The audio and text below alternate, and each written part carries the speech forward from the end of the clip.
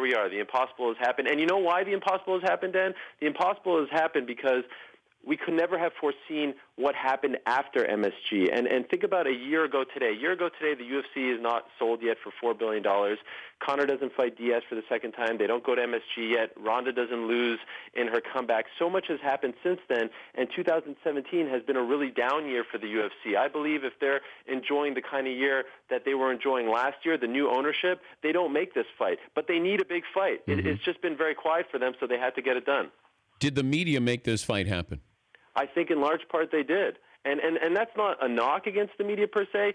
Again, going back to what I was saying in November, MMA is just a very young sport. So when you talk about the mainstream media, they didn't know what to make of Eddie Alvarez. They didn't know what to make of the UFC's long battle to get to MSG. They didn't know what to make of the first guy to ever be a champion in two divisions. So like they did with Ronda a couple of years ago, the first thing they grab onto is this crazy super fight, 0-0 boxer against, the greatest of all time, arguably. And, of course, the Ronda fight was even crazier because that was a female against a male, and that's just, that's really insane. But that's what they wanted to talk about because they didn't know what to make. They didn't know how to break it down in the morning meetings. And that's fine. Look, I'm excited. This is great. This is great for all of us.